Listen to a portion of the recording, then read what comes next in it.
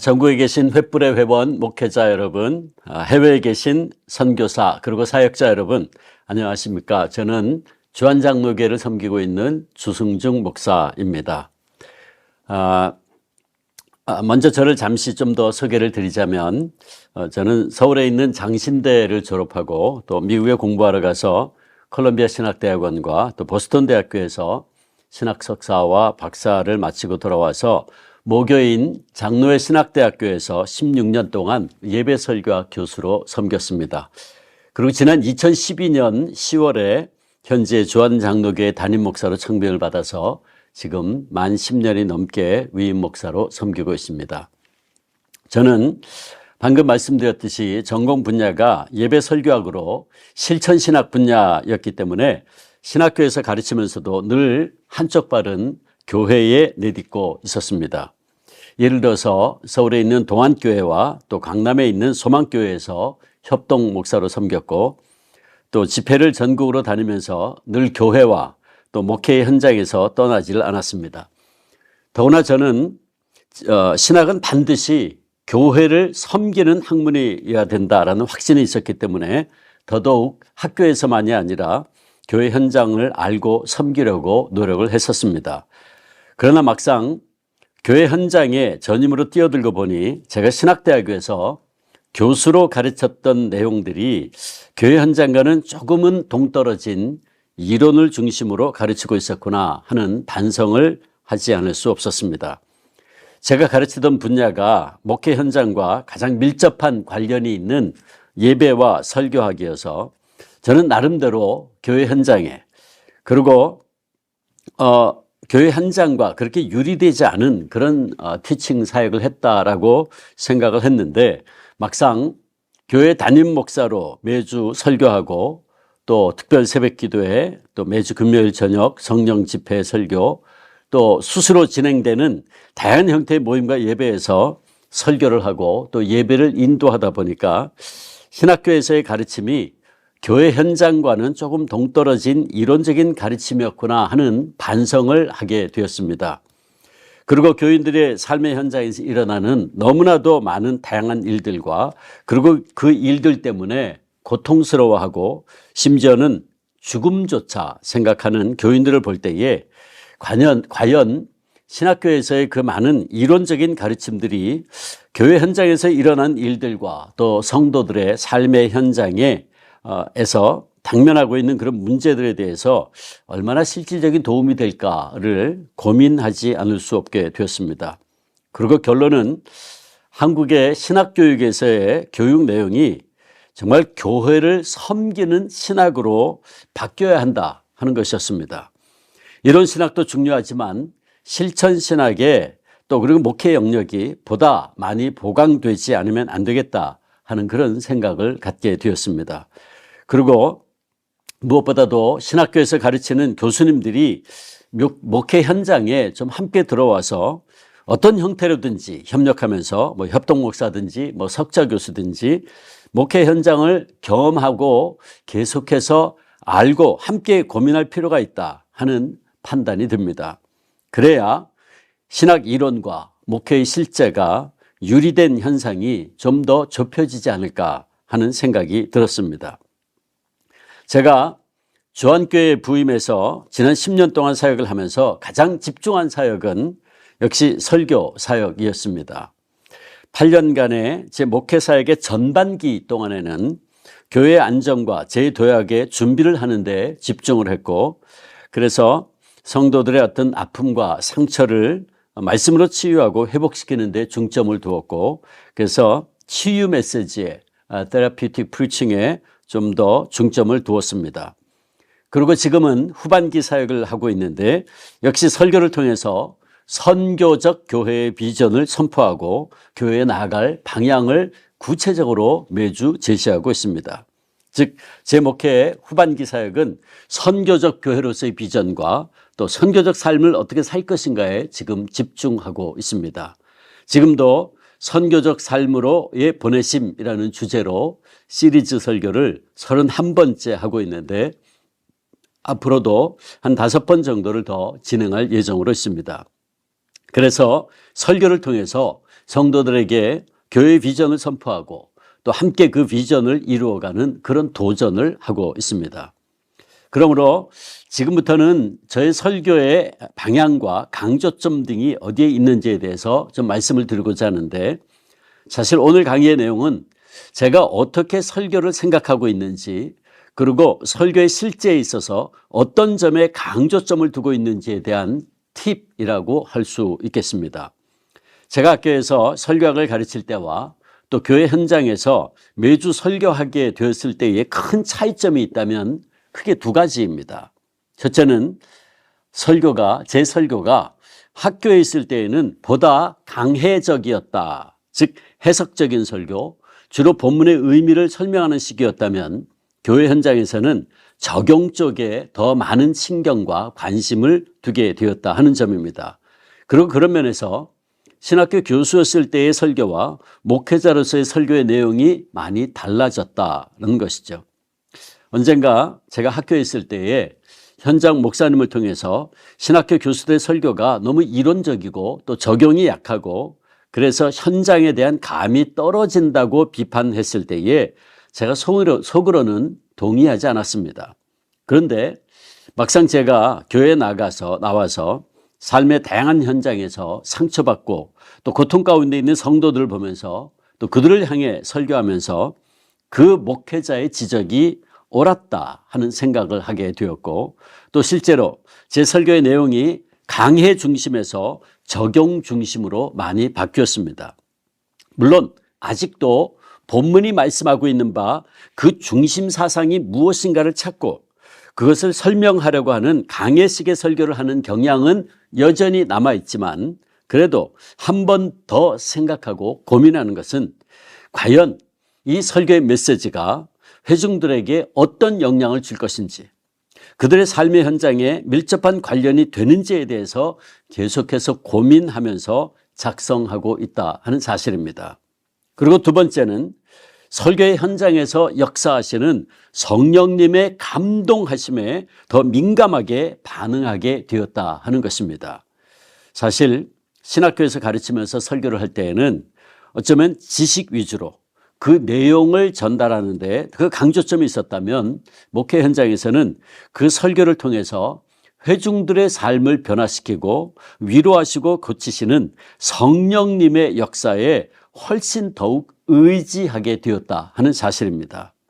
그리고 실제로 성령님의 역사가 없으면 그 설교는 냉랭한 지식의 전달에 그친다는 사실을 더 분명히 경험하게 되었고, 그래서 성령의 역사에 의지하면서, 그리고 성령님이 내가 지금 전하는 이 말씀을 통해 회중들의 심령 속에 말씀하시고 역사하신다는 사실을 제 스스로가 더욱 확신하는 가운데 설교를 하게 되었다라고 하는 사실입니다. 그래서 이제 저는 그런 확신 가운데 설교를 하는데, 그렇다면 지금부터 이제 제가 말씀드리고 싶은 것은 그럼 설교는 무엇인가라고 하는 것입니다. 존 스토트는 그의 책 Between Two Worlds라는 책에서 참된 설교란 성경의 세계와 그리고 오늘의 세계, 컨텍스트에, 텍스트와 컨텍스트 사이에 다리를 놓는 작업이다라고 말한 바 있습니다. 그리고 설교자는 이 두 개의 사이에, 이 두 개의 세계에 다리를 놓아 연결시키는 다리 놓는 사람이다, 브릿지 빌더다라는 말을 했습니다. 설교란 성경의 세계와 텍스트의 세계와 오늘의 세계, 컨텍스트의 세계를 연결 지어주는 작업이기 때문이죠. 즉 설교란 2000년 전에 최초의 독자들에게 주어진 메시지를 발견해서 그것이 오늘을 사는 우리들에게 어떤 의미를 가지는가를 해석하고 적용해 주는 것이라는 말씀이죠. 전주 한일장신대 총장이셨던 정장복 교수님은 이렇게 설명합니다. 설교란 택함받은 설교자가 당대의 커뮤니케이션을 통해서 회중에게 하나님의 말씀인 성경의 진리를 선포하고 해석하고 이 진리를 회중들의 삶에 적용시키는 것이다. 그리고 이것은 반드시 성령의 감화하심에 의해 이루어져야 된다라고 정의했습니다. 이걸 좀 더 풀어서 설명한다면 설교의 사건은 본문에 대한 주석과 회중에 대한 주석, 그리고 설교자 자신에 대한 주석이 통합적으로 이루어지는 곳에서, 그리고 설교는 본문과 회중과 설교자가 성령님의 역동적인 역사하심 속에서 만나는 곳에서 일어난다. 그리고 그 핵심에는 복음, 즉 예수 그리스도가 있다라고 설명할 수 있을 겁니다. 이것을 그림으로 그리면 이렇게 될 겁니다. 여러분들이 지금 그림을 보시는데 설교를 성령의 역사에 의해서 이루어지는 것이다 라고 생각해서 비둘기 모양으로 지금 그림을 그렸습니다. 그리고 성경의 세계가 있고 그 안에는 세 가지 세계가 있는데 스크립처의 세계가 있고 컨그리게이션, 이건 텍스트라고 할 수 있겠죠. 컨텍스트라고 할 수 있겠죠. 오늘 회중의 세계가 있고 그 다음에 프리처, 설교자의 세계가 있습니다. 그래서 이 세 가지 세계가 만나는 바로 그 지점에서 설교가 이루어지는데 그 설교의 핵심 메시지는 예수 그리스도, 크라이스트. 그래서 거기에 이 그리스도의 헬라어 두 글자인 여러분들 보시기에는 PX로 보이지만 지금 예수 그리스도를 이야기하는 PX라는 글을 거기에 중간에다가 그려 놓은 것입니다. 그러므로 여기서 우리가 주목해야 될 것은 이 설교자들이 설교와 관련해서 인식해야 될 것이 한 가지 더 있는데 그것이 뭐냐 하면 설교자의 세계입니다. 아까 존 스토트는 두 가지 세계를 얘기했죠. 본문의 세계와 컨텍스트, 오늘의 세계를 얘기했는데 여기에 더해서 설교자의 세계도 매우 중요하다라고 하는 사실을 우리가 기억할 필요가 있습니다. 그래서 저는 위에 이 설교의 정의들을 참고하면서 좀 더 간단하게 이렇게 설교를 정의하고 싶습니다. 즉 설교란 본질적으로 성경을 강해하는 것이고 성령님의 역사를 통해서 우리에게 들려지는 하나님의 말씀이라는 것입니다. 이런 설교의 정의는 주로 종교개혁가였던 존 칼빈의 설교관에서 가져온 것입니다. 무엇보다 칼빈은 성경이 교회에 주어진 하나님의 객관적인 계시라고 하는 믿음을 가지고 있었습니다. 하나님께서 사람들로 하여금 자신의 메시지를 이해할 수 있도록 인간의 언어에 자신을 적응시키셔서 성경을 통해 말씀하시기 때문에 성경은 진실로 계시된 하나님의 말씀이라는 것이죠. 그래서 칼빈은 하나님의 말씀이 성경에서 확실히 발견된다라고 믿었습니다. 그리고 이것이 칼빈이 그의 신학과 설교에서 성경을, 이 하나님의 말씀을 유일한 권위요 또 기준으로 인식하는 이유입니다. 그러나 그러면서도 칼빈은 이 성경을 하나님의 말씀과 기계적으로 동일하게 보지는 않았습니다. 즉 이게 무슨 말이냐면 성경 말씀을 인용한다고 그것이 곧 하나님의 말씀이 되는 것은 아니다라고 하는 것입니다. 그래서 칼빈은 성경의 저자이신 성령님의 조명을, 성령님의 밝혀주심을 굉장히 중요시합니다. 만일 성령님의 조명이, 성령께서 밝혀주심이 없다면 성경은 단순히 인간의 말에 지나지 않는다는 거죠. 그러나 성경이 성령님으로 말미암아 우리의 마음에 효과적으로 새겨지고 그리스도를 제시하기만 한다면 그것은 우리의 영혼을 소송케 하고 우둔한 자로 지혜롭게 하는 생명의 말씀이 된다라고 하는 것이죠. 따라서 성령님의 내적 증거야말로 이 성경에 담긴 하나님의 말씀을 깨닫게 하는데 없어서는 안 될 필수 조건입니다. 그러므로 우리는 여기서 칼빈의 설교관을 비로소 알게 되는데 그것은 성경이, 이 하나님의 말씀이 성령님의 인도하심을 따라 힘있게 설교될 때에 설교로 전해지는 말씀은 곧 하나님의 말씀이 된다라고 하는 것입니다. 저는 칼빈의 이런 주장에 100% 동의합니다. 다시 말해서 설교자들이 성령님의 인도하심을 따라 하나님의 말씀인 이 성경을 힘있게 전달할 때에 설교로 전달되는 말씀은 더 이상 인간의 말이 아니라 하나님의 말씀이 되는 것이죠. 저는 이 사실을 확실히 믿고 그 확신으로 설교를 전달합니다. 제가 하나님의 말씀인 이 성경이 말씀하고 있는 바 그 중심 사상을, 핵심 사상을 확실히 발견해서 그것을 예배 시간에 설교하고 선포하고 전달할 때, 그리고 그 설교사에게 성령 하나님이 역사하실 때에 그것은 더 이상 인간의 말이 아니라 사람들의 심령과 골수를 찔러 쪼개는 하나님의 말씀이 되는 것입니다. 저는 이 사실을 확신하고 말씀을 증거합니다. 데살로니가 전서 2장 13절 보면 바울이 이런 말을 합니다. 이러므로 우리가 하나님께 끊임없이 감사함은 너희가 우리에게 들은 바 하나님의 말씀을 받을 때에 사람의 말로 받지 아니하고 하나님의 말씀으로 받음이니 진실로 그러하도다.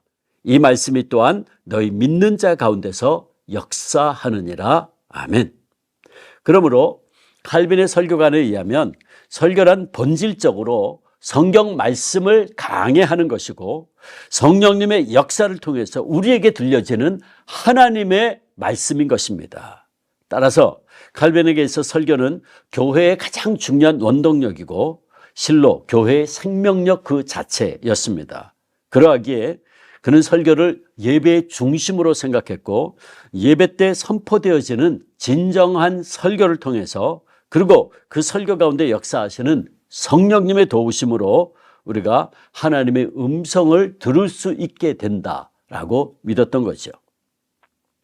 말씀의 선포에 대한 칼빈의 이런 확신은 하나님의 입, 칼빈은 설교자를 하나님의 입이라 그랬습니다. 하나님의 입, 하나님의 마우스라 그랬어요. 하나님의 입인 오늘의 모든 설교자들이 가지고 있어야 할 가장 중요한 확신이 아닐 수 없습니다. 우리가 강단에 설 때에 하나님께서는 우리를 사용하셔서 설교자들을 사용하셔서 당신의 말씀을 성령의 역사를 통해서 오늘의 회중들에게 전하시는 것이고 우리는 하나님의 말씀을 전달하는 전달자요. 내가 성경 안에서 먼저 보고 들은 바를 증언하는 증언자인 것입니다. 이게 설교자죠. 우리가 이런 믿음으로 말씀을 전할 때에 성령님은 오늘도 우리를 사용하셔서 오늘의 회중들에게 말씀하시고 저들의 혼과 영과 관절과 골수를 찔러 쪼개는 역사가 일어나게 하십니다. 그래서 회중들이 변화되고 죽은 심령들이 말씀으로 살아나고 상처받은 심령들이 치유되고 회복되는 것이죠. 분명한 것은 하나님께서 오늘도 이렇게 설교자들을 사용하셔서 당신의 말씀을 증거하게 하시고 또 설교자들의 말씀을 전할 때에 성령님이 역사하셔서 듣는 회중들의 심령 가운데 말씀하시고 위로하시고 치유하신다라고 하는 사실입니다. 저는 이런 믿음으로 지난 10년간 말씀을 선포해 왔습니다. 그래서 이제 지금부터는 제가 설교의 현장에서 설교를 하면서 정리한 감동적인 설교의 몇 가지 특징들에 대해서 함께 나누고자 합니다. 코로나 이후에 한국교회가 모든 영역에서 리셋이 필요하고 그러려면 감동을 주는 설교가 정말 중요하다라고 생각이 됩니다. 자, 그렇다면 감동적인 설교는 어떤 특징들이 있는 것입니까? 첫째, 감동적인 설교는 성경적이라는 사실입니다. 이거는 가장 당연한 이야기이지만 가장 중요한 것입니다. 에모리 대학의 설교학 교수인 토마스 롱이 지적한 대로 설교는 하나님의 말씀의 증언입니다. 하나님의 말씀의 증언이다. 위트니스다. 그러므로 모든 설교는 성경적이어야 하고 모든 설교자들은 성경의 세계 속으로 들어가서 생생하게 말씀하시는 하나님의 말씀을 이 성경의 세계에 들어가서 먼저 듣고 오늘의 강단에서 이를 선포하고 증언해야 하는 것입니다. 그러므로 두말할 것 없이 가장 감동적인 설교는 성경적 설교입니다. 자기 경험담이나 혹은 인생의 충고, 흥미있는 신학적 이슈나 사회적 이슈에 대한 평, 위인들의 이야기 등 이런 것만으로 채워진 설교는 결코 좋은 설교가 아닙니다. 잠시 감동을 줄 수 있을지 모르지만 깊은 의미에서의 감동을 전달하지 못합니다. 교인들은 철학적 지식과 세상의 이야기를 들으려고 교회에 오는 것이 아닙니다. 회중들이 정말 듣기 원하는 것은 주님께서 갈릴리 해변에서 들려주셨던 그 생생한 말씀과 팔복산에서 들려주셨던 그런 가슴 떨리는 메시지인 것입니다. 그러므로 생명을 살리는 감동적인 설교는 하나님의 계시의 말씀인 이 성경이 그 중심이어야 되고, 좋은 설교는, 감동적인 설교는 그 계시의 말씀에 대한 확실한, 충실한 증언이어야 합니다. 즉 감동적인 설교는 뭐냐? 한마디로 성경적 설교입니다. 그렇다면 무엇이 성경적 설교입니까? 오늘날 설교자들 가운데 자신의 설교가 비성경적이라고 자칭하는 사람은 없을 것입니다. 또 설교 전에 성경 본문을 읽지 않고 설교를 시작하는 설교자도 없을 것입니다. 많은 설교자들이 그들의 설교 가운데서 성경을 해석하고 또는 인용도 합니다. 그러나 성경을 많이 언급하고 설교에서 성경 구절을 많이 인용한다고 해서 그 설교가 성경적 설교가 되는 것은 아닙니다. 한편의 설교에서 성경 말씀을 100구절을 인용한다고 해도 그것은 전혀 성경적 설교가 아닐 수도 있습니다. 만약 설교자가 자신이 주장하고자 하는 바를 전하기 위해서 일종의 프루프 텍스트로, 자기의 주장을 논증하기 위해서 프루프 텍스트로 성경을 인용한다면 그거는 전혀 성경적 설교가 아니에요. 그러니까 설교 한 편에서 성경을 100번 인용한다고 할지라도 설교자가 자기 주장을 하기 위해서 성경을 인용한다면 그건 성경 설교가 아니라는 거예요. 성경적 설교는 먼저 성경이, 이 하나님의 말씀이 그 설교의 내용을 지배해야 하고, 설교가 성경 본문이 제시하는 것과 일치할 때에 비로소 가능합니다. 즉 성경 본문이 제시해 주는 말씀을 중심으로 내용을 삼고 그것을 증거하는 방식이 되어야만 그것이 성경적 설교가 되는 것입니다. 즉 주께서 말씀하신 것, 주님이 말씀하신 것, 이것이 성경적 설교의 알파와 오메가, 처음과 나중입니다. 이것을 유명한 설교학자이자 설교가였던 헤돈 로빈스는 그의 책 성경적 설교, 비블컬 프리칭에서 말하기를 이렇게 말합니다. 성경적인 설교는 본문의 문맥에 맞는 역사적, 문법적, 문학적 연구를 통해 얻어지고 전달되는 성경적인 개념을 전달하는 것이다. 성령님은 그것을 먼저 설교자의 인격과 삶에 적용시키시고 그 다음에 그를 통해 그의 청중에게 적용하신다라고 말합니다. 또 메릴 엉거라는 유명한 설교학자도 이렇게 말합니다. 본문의 길이가 어떻든 간에 성경 원저자의 생각 속에 있었던 그대로 정확하고 근본적인 본문의 의미가 성경 전체의 문맥에 비추어 설명되고 오늘날 청중의 필요에 적절하게 적용된다면 그것은 강해 설교라고 말할 수 있을 것이다. 강해 설교는 성경에 관해 설교하는 것이 아니라 성경을 설교하는 것이다. 주께서 말씀하신 것이 강해 설교의 알파와 오메가이다. 즉 성경으로 시작했다가 성경으로 끝나는 것이다. 그리고 그 중간의 모든 것이 또한 성경으로부터 나온다. 다시 말해 강해 설교는 성경 중심적 설교다. 그러므로 성경적 설교는 본문이 설교를 지배합니다. 즉 감동적인 설교는 무엇보다도 성경 저자의 생각, 즉 하나님의 말씀이 설교의 기본 내용을 결정짓는다라는 사실입니다. 오직 성경만이, 하나님의 말씀만이 메시지의 원천이 되어야 됩니다. 그런데 안타깝게도 많은 경우에 있어서 설교가 행해지기 전에 회중에게 읽어주는 성경 본문은 축구 경기를 시작할 때에 연주되는 국가와 비슷한 경우가 많습니다. 이게 무슨 말이냐 하면 잠시 시작할 때 들리고 그 다음에 오후 내내 다시는 들리지 않는다는 거예요. 이건 일종의 발사대 역할을 하는 거죠. 런칭 패드라고 하는데 발사대. 즉 성경은 오직 발사대 역할만 할 뿐 설교의 내용에서 사라지는 거죠. 이건 절대로 좋은 설교가 아닙니다. 이런 설교는 절대로 감동을 주는 설교가 될 수 없죠.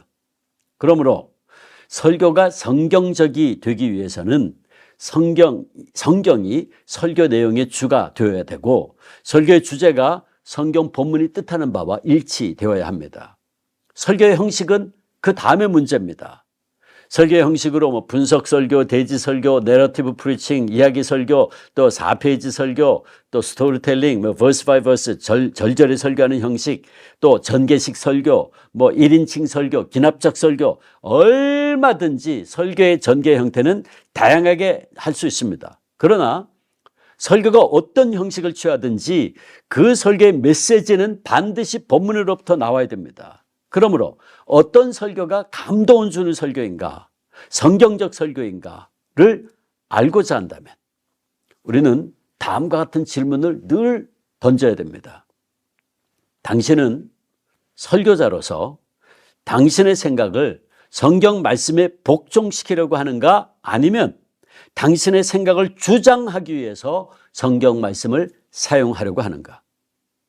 모든 설교자들은 이 질문을 끊임없이 스스로에게 던져야 됩니다. 그래야 우리는 성경적 설교, 좋은 설교, 감동적인 설교를 할 수 있습니다. 두 번째, 감동적인 설교는 성령의 능력으로 하는 설교입니다. 성경적인 설교, 즉 성경에서 시작해서 성경으로 끝나는 설교는 따라서 반드시 성경의 저자이신 성령님의 조명이 있어야 합니다. 앞서 소개했듯이 칼빈은 설교 사역에 있어서 성령님의 역사의 중요성을 아주 절실하게 인식했고, 그러기에 그는 성경 봉독을 할 때나 설교를 하기 전에 반드시 성령의 조명을 위한 기도, Prayer for Illumination, 성령의 조명을 위한 기도를 했습니다. 성경의 저자이신 성령님의 조명과 역사하심이 없이는 설교자가 전하는 설교는 공허한 인간의 말에 불과할 수 있기 때문입니다. 그러므로 감동적인 설교는 바로 성령님의 역사, 성령의 능력으로 하는 설교를 말합니다. 일찍이 설교사에게 있어서 이 성령님의 역사의 중요성을 인식한 독일교의 순교자 본 회퍼 목사는 이렇게 말한 적이 있습니다. 우리가 설교할 때 성령을 통해서 성육화된 말씀이 성경으로부터 우리에게 오신다. 다시 말씀드립니다. 우리가 설교할 때 성령을 통해서 성육화된 말씀이 성경으로부터 우리에게 오신다 라고 그는 정확하게 묘사했습니다. 그리고 그는 계속해서 성령님의 역사에 대해서 이렇게 말합니다. 여기 그리고 지금 선포된 말씀 안에서 성령께서는 유일한 하나님의 말씀인 그리스도를 실제화시킨다. 그렇습니다. 진실로 그렇습니다. 참된 설교는 그러므로 처음부터 끝까지 성령의 역사입니다. 성령님은 설교자가 설교를 준비할 때 영감을 주시고, 실제로 설교할 때 열정을 주시고, 설교를 한 뒤에 모든 의미 있는 열매를 맺게 역사하시는 분이십니다. 따라서 성령님이 함께하지 않은 설교는 설교자의 언어 유희에 불과할 뿐이죠. 거기에는 어떤 치유도 어떤 살림의 역사도 나타나지 않습니다. 그러므로 설교자는 성령님의 사람이 되지 않으면 안 되는 거죠. 이에 대해서 영국의 유명한 성경학자 윌리엄 바클레이는 이런 말을 합니다.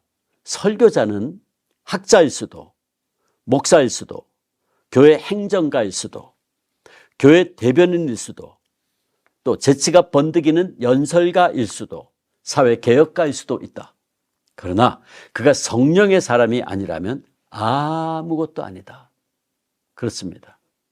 그러므로 설교자는 성령의 사람으로 성령께 온전히 붙잡혀 살아가는 존재가 되어야 합니다.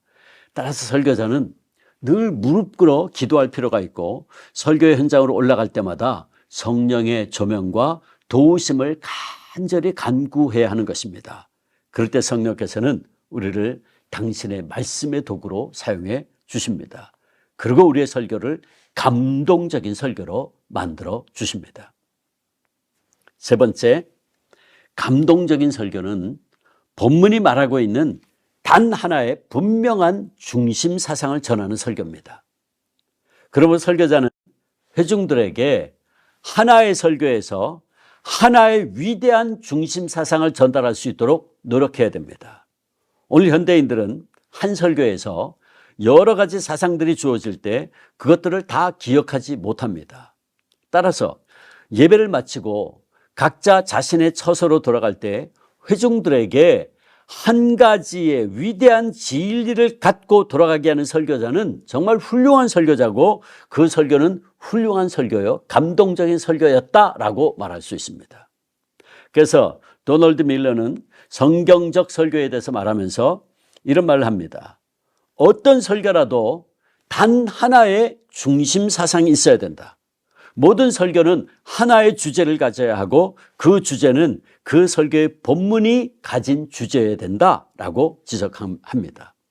설교자가 그 설교의 주제를 수정만큼이나 선명하고 간결하며 의미심장한 하나의 문장으로 표현할 수 있을 때까지는 어떤 설교도 선포하거나 기록하기에 충분할 만큼 준비되었다고 말할 수 없습니다. J.H. 조웨스라는 설교자가 이런 말을 한 적이 있습니다. 나는 한 가지 확신이 있습니다. 우리가 그 설교의 주제를 수정만큼이나 선명하고 간결하며 의미심장한 하나의 문장으로 표현할 수 있을 때까지는 어떤 설교도 선포하거나 기록하기에 충분할 만큼 준비되었다고 할 수 없다라는 확신입니다. 암영이라고는 없는 달처럼 맑고 분명한 그런 문장이 떠오르기까지는 설교를 하거나 써서는 안 된다는 말이다.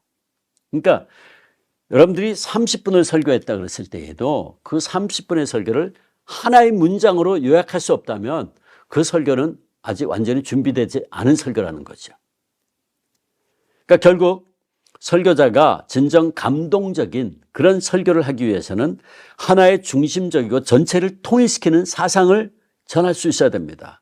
감동적인 설교는 총탄, 딱 한 방으로 맞추는 총탄이어야 되지, 벌렛이어야 되지, 산탄, 벅샷이 되면 안 됩니다. 막 한 번에 30발씩 나가서 그냥 쫙 여기저기 박히는 그런 것이 되면 안 된다는 거죠. 그래서 설교학자 토마스 롱은 설교자가 설교에서 말하고자 하는 이 중심 사상을 뭐라고 말했냐면 설교의 중심이 되고 전 설교를 통제하며 통일시키는 주제를 간결하게 표현하는 것이라고 말했어요. 그러니까 설교자가 자기의 설교의 이 중심 사상을 이렇게 명확한 하나의 문장으로 표현할 수 없다면 그 설교는 목표 없이 이리저리 표류하는 위험에 빠지게 될 것이고, 그렇다면 그런 설교는 세상에 수많은 생각으로 가득 차 있는 회중들에게 그들이 의지하고 살아갈 분명한 메시지를 전달해 주지 못하게 됩니다. 그렇다면 그 설교가 어떻게 회중들에게 감동을 줄 수 있겠습니까? 여기 설교의 중심 사상과 관련해서 총탄보다는 산탄이 난무하고 있는 오늘 한국교회 설교 현장에서 설교자들이 귀담아 들어야 될 설교자의 한 말이 있습니다. 설교자가 자신이 했던 설교에 대해 가질 수 있는 최고의 희망사항은 바로 그의 회중들의 생각 속에 한 설교에 한 가지 위대한 진리를 심겨주는 노력에 있다고 나는 믿습니다. 왜냐하면 평균적인 사람들은 설교자가 말한 것을 대부분 기억하지 못하기 때문입니다. 따라서 예배를 마치고 각자 자신의 처소로 돌아갈 때에 자기 성도들에게 한 가지 위대한 진리를 갖고 돌아가게 하는 설교자는 매우 훌륭한 사람입니다. 이는 설교 한 편에 반드시 한 가지 위대한 진리를 전달해서 도전받은 성도들로 하여금 한 가지 위대한 일을 실천하게 하는 데 있기 때문입니다. 여러분, 무엇이 감동적인 설교인가? 성경에서 발견한 하나의 분명한 중심 사상을 전달하는 설교, 바로 그 설교가 감동적인 설교입니다. 그래서 저는 이 하나의 문장을 만들기 위해서 무척이나 고민하고 노력을 합니다. 사실 이 한 문장이, 한 중심 사상이 만들어지면 그 다음부터는 중심 사상을 어떤 개요로 할 것인가를 고민하고 그 개요가 잡히면 그 다음부터는 설교 작성은 아주 쉬워집니다. 살만 붙이면 되고 그 다음에 그 내용을 적용하고 설득할 수 있는 감동적인 스토리를 찾으면 되죠. 근데 제가 학교에 있을 때에 그 설교의 실제 시간에 신학생들을 이제 설교를 실제로 시키는데 늘 보면 제가 질문합니다. 늘 던졌던 질문 가운데 하나가 뭐냐 하면, 자, 지금 전도사님이 25분 설교를 했는데 그 25분 설교를 한 문장으로 한번 요약해 보세요. 라고 물어보면 많은 신학생들이 대답을 하지 못합니다. 그러면 여러분 생각해 보세요. 설교자가 지금 25분, 30분 설교를 했는데 자기가 무엇에 대해서 설교했는지를 한 문장으로 요약할 수 없다면 그 설교를 들은 회중들은 뭘 기억할 수 있겠습니까? 뭘 내가 붙잡고 살아갈 수 있겠습니까? 그러니까 이 단 하나의 중심 사상이 얼마나 중요한지 모릅니다.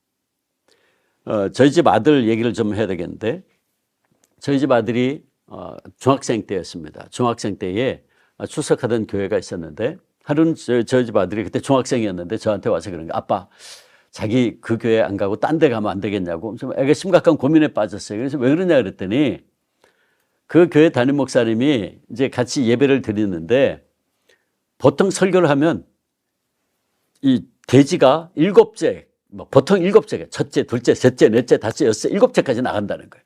그러면 도대체 나중에 셋째, 넷째쯤 가다 보면 지금 이 설교가 무슨 얘기를 하는지 뭘 하려고 하는지 도무지 알아들을 수가 없었다는 거죠. 그냥 지루하기만 하고 너무 괴롭다는 거예요. 여러분, 물론 설교가 돼지가 첫째, 둘째, 셋째, 7째 돼지까지 갈 수 있습니다. 그런데 그럼에도 불구하고 그게 하나의 중심 사상을 전달하기 위한 어떤 이 설명하는 것이 7가지가 된다 그러면 이해가 되지만 만약에 그 돼지가 각 다 따로 노는 거라 그러면 그거는 7개의 설교가 되는 거죠. 그러면 어느 회중들이 그걸 따라갈 수 있겠습니까? 하나의 중심 사상이 그래서 굉장히 중요하다. 자, 여러분, 그렇다면 설교 중심 사상은 무엇입니까? 그 중심 사상을 어떻게 찾습니까? 사실 설교의 중심 사상에 대해 설명을 하고 이걸 하려면 이건 따로 시간을 내서 굉장히 연습을 많이 해야 됩니다. 연습을 해야 되지만 이거 지금 우리가 영상으로 강의를 하고 있기 때문에 그럴 여유는 없고, 그래서 제가 일단 설교 중심 사상이 무엇이고 또 연습하는 것은 제가 뒤에 따로 강의 안에다가 올려놓았습니다. 그래서 목사님들이 그걸 스스로 보시고 좀 연습을 하셔야 되는데, 자, 먼저 설교 중심 사상이 뭔가 간단히 소개하자면 헤돈 로빈슨은 그의 유명한 설교학 교재에서 설교 중심 사상은 주제와 보호로 이루어진다 그랬어요. 주제와 보호, 서브젝트와 컴플리먼트로 이루어진다. 그러니까 어떤 하나의 중심 사상이 완전해지려면 이 둘이 필수적이라는 거죠. 여기서 주제는 뭐냐 하면 내가 무엇에 관해 이야기하고 있는 거예요. What am I talking about?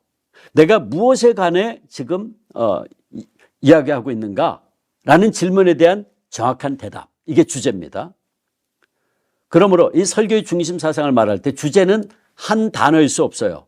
예를 들어 사랑, 섬김, 찬양 같은 단어들은 주제일 수 없어요. 왜? 이것들은 너무나 추상적이에요. 의미가 아주 불분명해요. 그러므로 사랑도 굉장히 다양하잖아요. 사랑 어떤 사랑? 사랑도 여러 가지가 있지 않습니까? 우리가 헬라어에서도 사랑 그러면 아가페 그러면 희생적인 사랑, 필리아 친구 간의 사랑 다양하잖아요. 그래서 이게 아직도 추상적이에요. 그러므로 설교에서 주제는 혼자서 한 단어로 존재할 수 없어요. 그러니까 이것만으로는 불완전하고 따라서 보호가 필요하죠. 보호가 필요해요. 이 보호는 내가 이야기하고 있는 것, 그 주제에 대해서 나는 정확히 무엇을 말하고 있는가. What am I saying about what am I talking about? 이 질문에 대한 대답이죠. 그래서 보호는 주제를 완성시켜 주게 됩니다. 그러므로 중심 사상은 주제와 그거를 설명해 주는 보호로 이루어져요. 보호. 그러니까 중심 사상은 되게 이제 문장이 되는 거죠. 자, 예를 들어서 시편 117편을 여러분 한번 펼쳐보세요. 시편 117편을 보면 이런 말씀이 있습니다. 너희 모든 나라들아 여호와를 찬양하며 너희 모든 백성들아 저를 칭송할지어다. 우리에게 행하신 여호와의 인자하심이 크고 진실하심이 영원하미로다.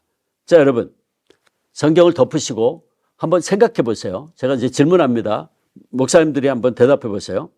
자, 지금 우리가 시편 117편을 읽었는데 지금 이 시편 기자가 이 시편 117편에서 무엇에 관해서 이야기하고 있습니까? 주제가 뭡니까? 서브젝트가 뭡니까? 여러분 한번 생각해 보세요. 이 시의 주제는 뭘까? 주제는 내가 무엇에 관해 이야기하고 있는가에 대한 대답이라 그랬어요. What am I talking about? 주제가 뭘까? 그러니까 이 시의 주제는 언뜻 우리가 보면 찬양이라고 생각되죠. 찬양에 대해서 말하고 있는 거예요. 그죠?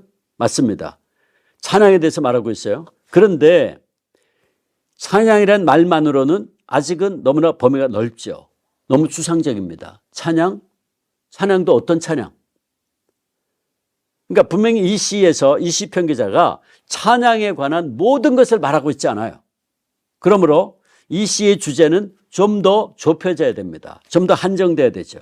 좀 더 정확하게 말하자면 이 시의 주제는 우리가 주를 찬양해야 할 이유입니다. 이게 주제입니다. 우리가 주님을 찬양해야 될 이유에 대해서 지금 말하고 있는 거예요. 그러면 그 다음에 시편 기자는 이 앞선 주제, 우리가 주를 찬양해야 할 이유에 관해서 주제에 대해서 어떤 말로 보충하고 있습니까? 어떤 말로 보충 설명합니까? 이 시인은 이 주제에 대해서 두 가지의 보충 설명을 하고 있죠. 즉 보호가 두 가지입니다. 첫째, 주께서 우리를 향하신 그 사랑이 크시기에 찬양해야 하고, 그렇죠? 둘째, 그의 진실하심이 영원하시기에 찬양 받으셔야 한다는 겁니다. 그러므로 이 시편의 중심 사상은 주제와 보호가 합쳐지는 거라 그랬어요. 그러니까 주제는 우리가 주를 찬양해야 될 이유에 대해서 말하는데, 보호는 그 이유가 두 가지를 설명했어요. 우리를 향하신 그의 사랑이 크시기 때문이고, 또 하나는 진실하심이 영원하기 때문이다. 따라서 이 설교의 중심 사상은, 내가 이 본문을 가지고 30분을 설교한다 그럴 때에 이 설교의 중심 사상, 즉 한 문장은 뭐냐 하면, 우리가 주를 찬양해야 할 이유는 우리를 향하신 그의 사랑이 크기 때문이고 그의 진실하심이 영원하기 때문입니다 라고 하는 이 한 문장이 이 설교의 핵심 사상입니다. 따라서 회중들이 이 설교를 30분 듣고 나갈 때에 그들의 마음속에 우리가 하나님을 찬양해야 될 이유는 그의 사랑이 크시고 그의 진실하심이 영원하기 때문이야 라고 하는 것을 품고 나갈 수 있고, 그래서 그들의 삶 속에서 주님을 찬양할 수 있도록 도와주어야 되는 것이죠. 자, 이렇게 설교자는 본문에서 말씀하고 있는 중심 사상을 발견해서 그걸 가지고 설명하고 해석하고 적용할 수 있어야 됩니다. 여러분, 제가 오늘 강의에 나중에 이제 여러분들에게 아마 이 강의 원고 별지에 보면 설교 중심 사상 연습이 여러분들에게 주어질 겁니다. 거기 보면 제가 성경을 한 20여 개를 선택을 해서 16개네요. 16개를 선택해서 여러분들이 스스로 설교의 연습, 중심 사상을 연습할 수 있도록 주제와 보호를 적어서 그걸 한 문장으로 하면 그게 중심 사상이 되는데, 그걸 어떻게 하는지 한번 질문을 계속해서 던져보았습니다. 나중에 여러분들 그걸 이제 보시게 되겠지만, 지금 이게 이제 여러분들에게 편집이 돼서 아마 보여질 것 같아요. 근데 예를 들어 이렇습니다. 야고보서 1장 2절에서 4절까지의 말씀을 제가 여러분들에게 읽어드립니다. 하나만 더 그냥 예를 들어보겠는데, 야고보서 1장 2절과 4절 이런 말씀이에요.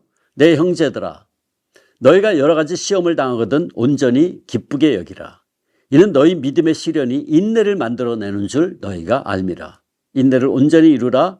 이는 너희로 온전하고 구비하여 조금도 부족함이 없게 하려 함이라.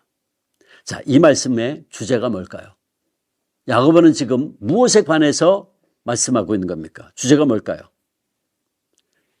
내 형제들아, 너희가 여러 가지 시험을 당하거든 온전히 기쁘게 여기라 그랬어요. 그러니까 언뜻 보면 여러분들 이렇게 생각할 수 있어요. 이 설교의 주제는 시험이다. 맞습니다. 그런데 그 시험이라는 말을, 지금 이 본문이 시험도 굉장히 다양하잖아요. 어떤 시험? 더 범위를 축소시켜야 되겠죠. 구체적으로 여러분들이 주제를 찾을 때에 한 가지 팁을 드리자면, 육하 원칙에 의해서 물어보세요. 육하 원칙에 의해서 어떻게, 무엇을, 왜, 언제, 어디서, 누구.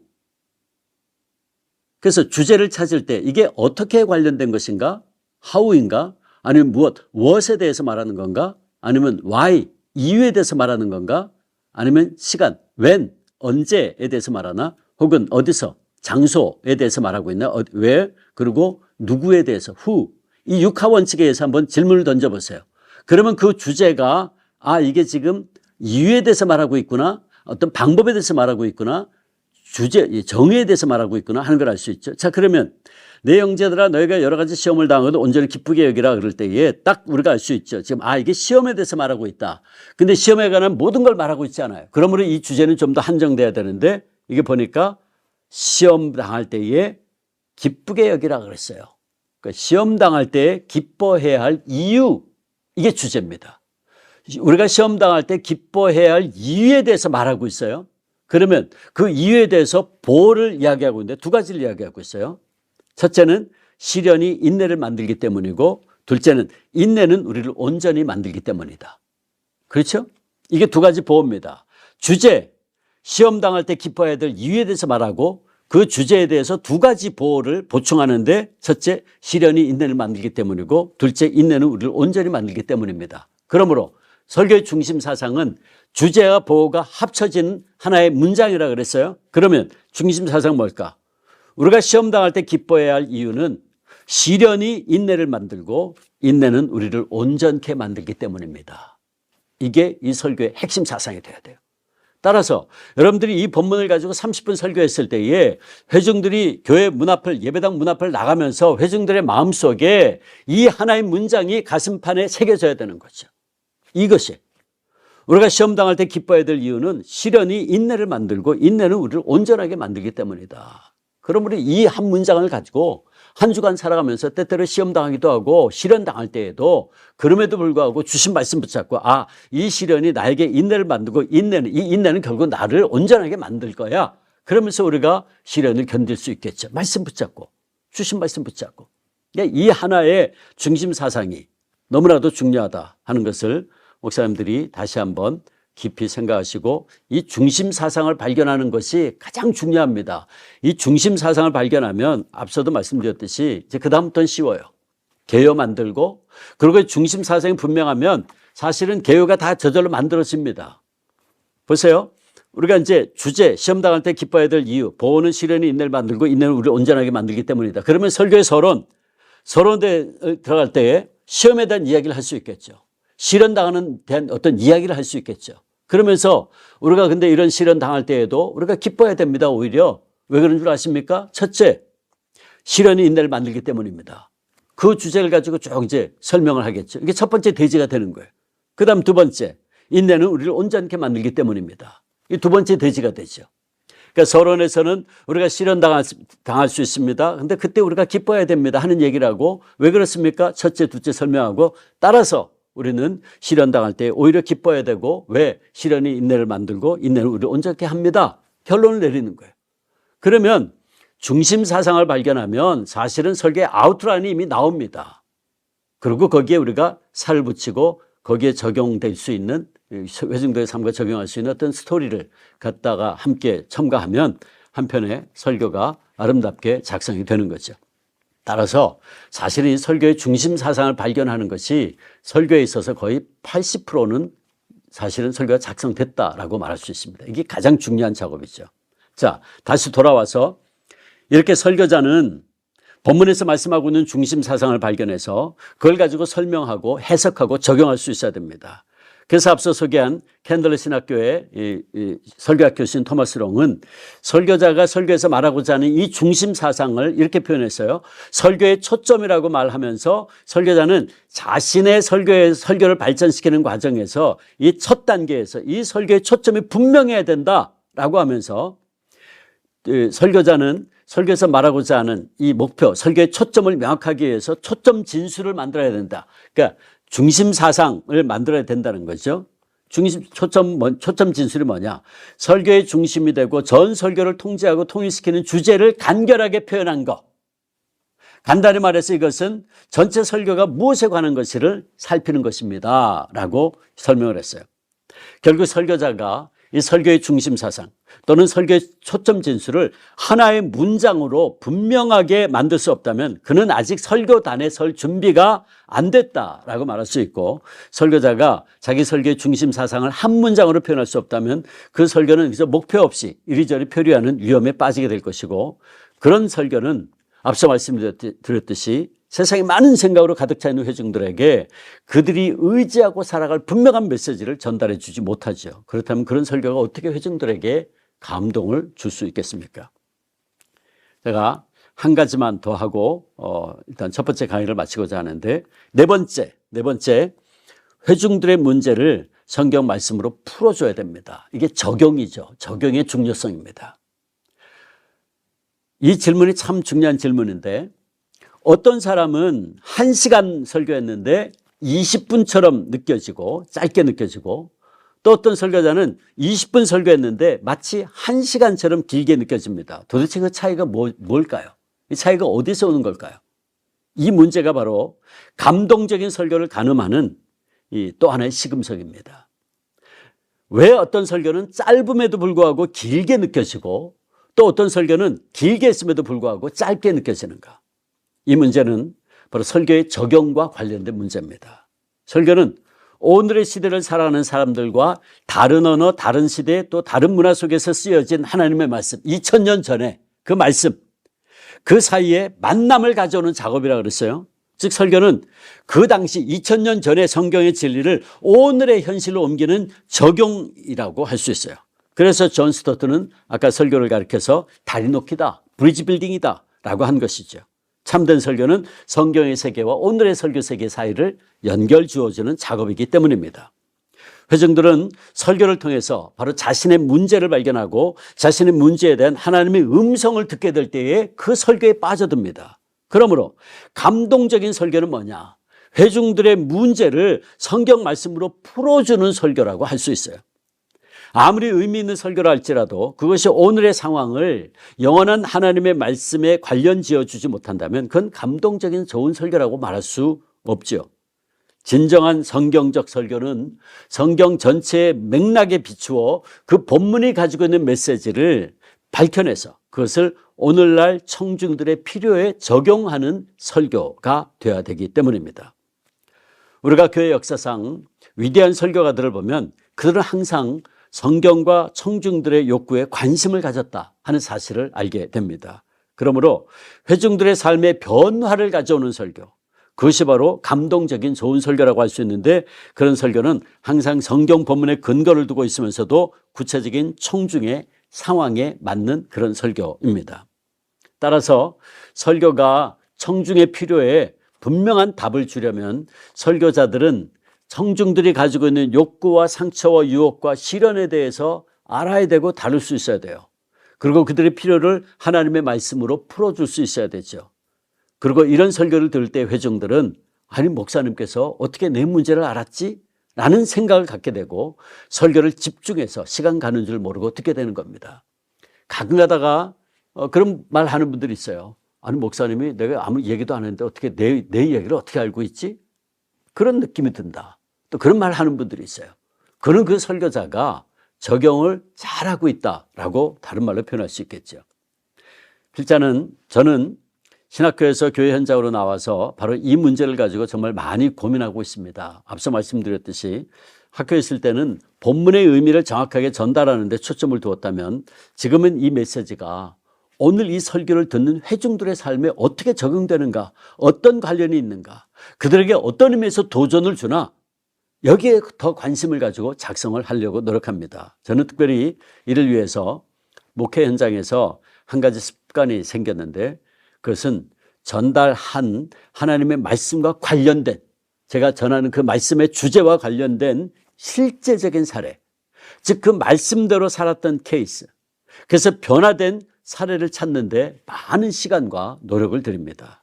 그래서 항상 제 설교 후반부에 가면 제가 앞서 전달한 그 설교의 내용, 즉 핵심 사상을 보여주는 실제적인 감동적인 이야기를 전하고 마지막으로 결단을 요구하는 식으로 제 설교를 많이 맺습니다. 그래서 제가 학교에 있을 때와 교회에 나와서 설교의 스타일이 그런 면에 있어서 좀 많이 바뀌었어요. 후반부에 가서는 어떻게 하든지 아브라함의 얘기가 저 3000년 전에 아브라함의 얘기가 아닌 저 얘기가 나의 얘기, 회중이 들었을 때에 그 아브라함과 같은 어떤 믿음의 싸움을 통해서 승리한 오늘 우리의 삶 속에서 있었던 이야기를 전하면 회중들은 그 얘기를 실제적인 얘기를 들으면서 아, 저 아브라함의 얘기가 3000년 전의 이야기가 아니고 저 얘기가 내 얘기네 라고 받아들이게 되죠. 그런 의미에서 저는 설교 후반부에 가서 그 실질적인 사례, 말씀대로 살았던 그런 케이스들을 찾아서 그 얘기를 전하고 회중들로 하여금 결단할 수 있도록 돕는 그런 스타일로 설교를 하려고 무던히도 애를 쓰고 있습니다. 기도하겠습니다. 아버지 하나님 감사합니다. 정말 저희들을 하나님의 말씀을 증거하는 설교자로 불러주신 은혜 감사합니다. 바로 앞에는 우리가 어떻게든지 정말 감동적인 설교를 전달하기를 원하는데 하나님, 설교자인 우리가 먼저 말씀 속에 깊이 들어가 그 말씀을 듣고 보고 그 말씀을 증언할 수 있도록 도우시고, 우리가 그 말씀을 증언할 때 성령께서 역사하셔서 그 말씀이 인간의 말이 아닌 하나님의 말씀 되게 역사하셔서 듣는 이들의 심령과 골수를 찔러 쪼개고 치유하고 회복하는 놀라운 역사가 날마다 있게 하여 주시옵소서. 감사하옵고 예수님의 이름으로 기도합니다. 아멘. 귀한 강의에 감사드립니다.